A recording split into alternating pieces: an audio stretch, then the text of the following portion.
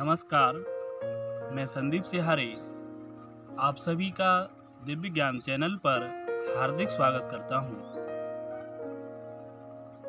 भगवान कल्कि का राजकुमारी पद्मा के साथ विवाह किस प्रकार हुआ, आज हम इसी पर चर्चा करने वाले हैं। राजा बृहद्रथ ने जब देखा कि उनकी पुत्री बड़ी हो गई है, विवाह योग्य हो गई है, सो उन्होंने अपनी रानी के साथ विचार विमर्श किया और निष्कर्ष निकाला कि हमें अपनी पुत्री के विवाह हेतु स्वयंवर का आयोजन करना चाहिए। तब उन्होंने देश विदेश के राजाओं के लिए आमंत्रित किया। उस समय राजा बृहद्रथ की नगरी कारुमती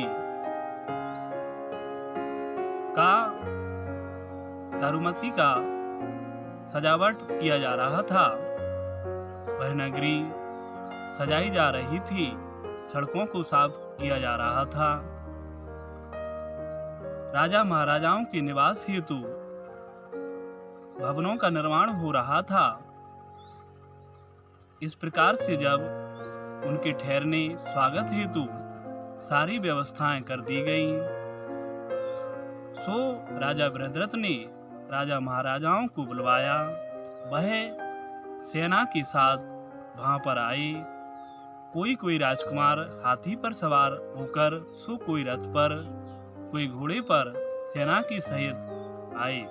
जब वह राजा महाराजा राजा बृहद्रथ की आज्ञा से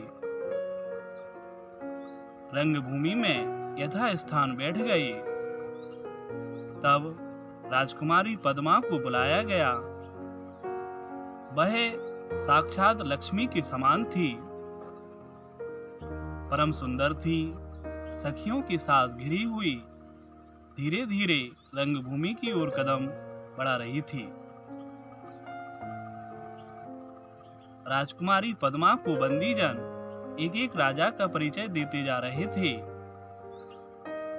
वरमाला हाथ में लिए सखियों से घिरी हुई राजकुमारी पद्मा संपूर्ण रंगभूमि में अपने चहेते राजकुमार को खोज रही थी।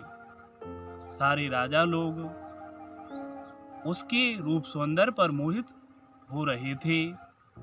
जब वह राजकुमारी को कामभाव से वासनामय नेत्रों से देखने लगे, सो तत्काल ही वह सुंदर नारी रूप में परिवर्तित हो गए। सबके सब नारी बन गए। यह सब देखकर राजा, रानी, बंदीजन और राज्य के नागरिक सबके सब दुखी हो गए। उनकी आंखों से आंसू भर आए, रोने लगे। राजकुमारी पद्मा बहुत दुखी हो गई, उसकी दासियां सखियां दुखी हो गईं। इस तरीके से वहां का माहौल दुखमय हो गया। सब रोने लगे, विधाता को दोष देने लगे। वह राजा जो नारी रूप में परिवर्तित हो गए थे, समाज, मान सम्मान सबको छोड़कर राजकुमारी पद्मा के निकट आ गए, उनसे वार्तालाप करने लगे और सखी बन गए। राजकुमारी पद्मा विधाता को दोष देने लगी, रोने लगी। उसने आभूषणों को त्याग दिया और अपनी सखी विमला से वह कहती है, हे विमले, मुझे ऐसा लगता है कि पितामह ब्रह्मा ने मुझे ठग लिया है। उन्होंने मेरे भाग्य में यही लिखा है कि जो मुझे देखेगा वह तत्काल नारी बन जाएगा। मैं जब भगवान शिव के वचनों को स्मरण करती हूँ, तो मुझे लगता है कि आज भगवान शिव का वरदान अब मेरे लिए अभिशाप हो गया है, क्योंकि भगवान श्री हरि साक्षात ईश्वर हैं, प्रभु हैं और मैं दीन मानुषी हूँ। हम दोनों में विवाह की कल्पना करना ही मुझे गलत प्रतीत होता है। कहाँ वो पुरुषोत्तम और कहाँ मैं सामान्य नारी। मुझे कुछ भी समझ में नहीं आता है।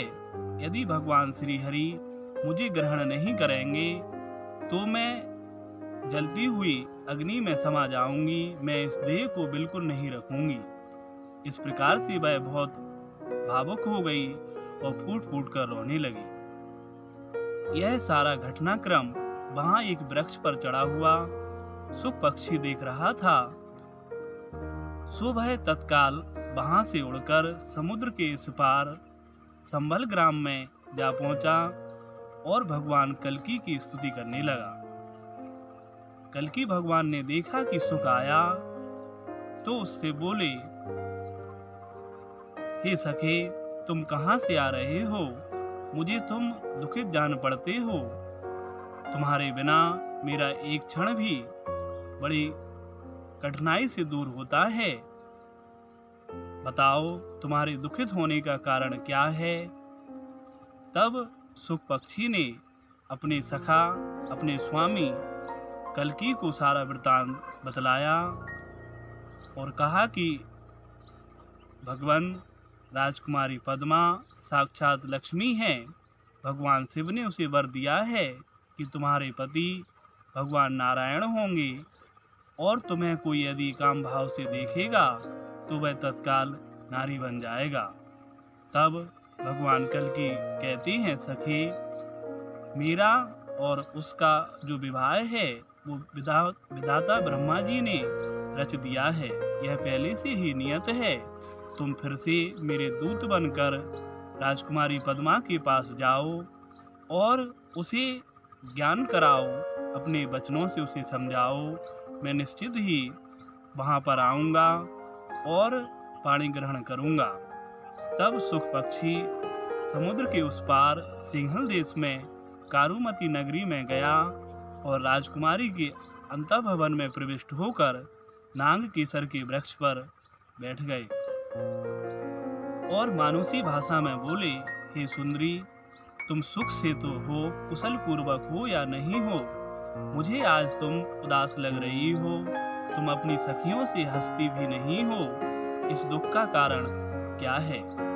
तब राजकुमारी पद्मा कहती है, तुम कौन हो जो मेरे प्रति इतनी दया दिखा रहे हो? तुम देव हो अथवा असुर हो? मेरे निकट आओ, मुझसे बातें करो। तब सुख पक्षी ने राजकुमारी पद्मा की प्रशंसा की और कहा, देवी, तुम लक्ष्मी के समान हो। तुमसे बढ़कर सुंदर इस त्रिलोकी में कोई भी नहीं है। मैं तीनों लोकों में भ्रमण करता हूँ, सभी जगह मेरा सम्मान होता है। देवी, तुम्हारे ही समान मैंने समुद्र के उस पार एक पुरुष को देखा है जो सुंदर है, गुणशाली है, धनुर्धर है। तब राजकुमारी पद्मा चकित हो जाती है और पूछती है कि मेरे समान सुंदर कौन है? जब सुख पक्षी कहता है कि तुम जिस परमात्मा का ध्यान करती हो, तुम जिन श्री हरि के स्वरूप का ध्यान करते हो, वैसा ही स्वरूप वाला, रूप वाला पुरुष संभल ग्राम में है। उसमें और भगवान श्री हरि में ध्यान के द्वारा भी कोई अंतर नहीं जान पड़ता, वह दोनों एक हैं। तब राजकुमारी पद्मा बहुत प्रसन्न हुई और सुख पक्षी की आवभगत करने लगी, उसकी सेवा करने लगी। राजकुमारी पद्मा ने उसे आभूषणों से लाद दिया और सुख को दूत बनाकर कल्कि भगवान के पास भेजा।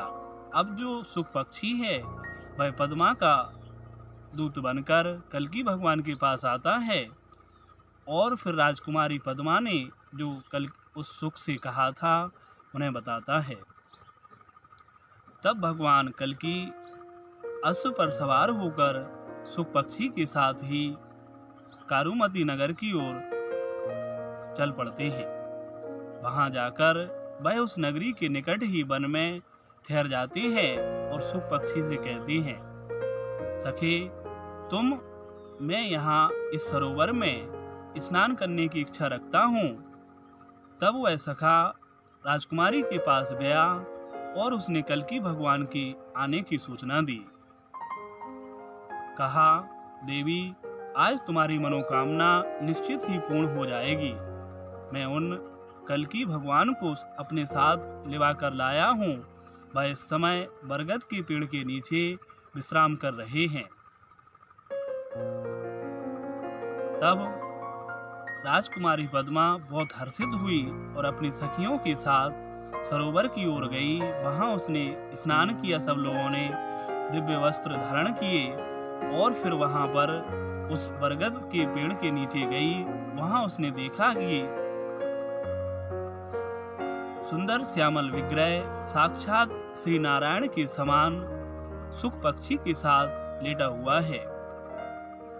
यह सब देखकर पहले तो वह बहुत प्रसन्न हो गई, सुखी हुई, परंतु जब उसके मन में विचार आया कि यदि यह मुझे देख लेगा सो तत्काल ही नारी बन जाएगा, तब तो भगवान शिव का वचन यहाँ पर भी गलत हो जाएगा। यह सोचकर वह मन में निराश हो गई। अंतर्यामी भगवान कल्कि यह सब कुछ जान गए और तत्काल उन्होंने देवी जगकर पद्मा से कहा, हे देवी, तुम मेरे निकट आओ, यहाँ बैठो। तुम लक्ष्मी के समान सुंदर हो। मैं कल्कि हूँ और तुम्हारे पाणी ग्रहण हेतु ही यहाँ आया हूँ। जब राजकुमारी पद्मा ने समझ लिया कि यह साक्षात श्री विष्णु हैं, तब वह बहुत हर्षित हुई, खुश हो गई। और फिर राजकुमारी पद्मा कल्कि के बीच उत्तम संवाद हुआ।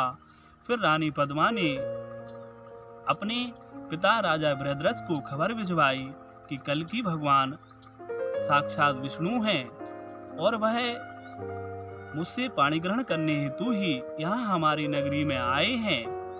तब राजा बृहद्रथ ने कल्कि भगवान को महलों में बुलवाया। सुंदर नगरी सजाई गई, दिव्य उत्सव हुआ और फिर उन्होंने अपनी पद्मा का विवाह कल्कि भगवान से कर दिया। यह जो सारा वृतांत है, यह जो सारी कथा है, कल्कि पुराण में आई है। आगे वाले वीडियो में हम कल्कि भगवान की दूसरी लीलाओं का वर्णन करेंगे। यह कथा परम सुंदर है, पवित्र करने वाली है। वीडियो अच्छा लगा हो तो लाइक करें, चैनल को सब्सक्राइब करना ना भूलें। धन्यवाद।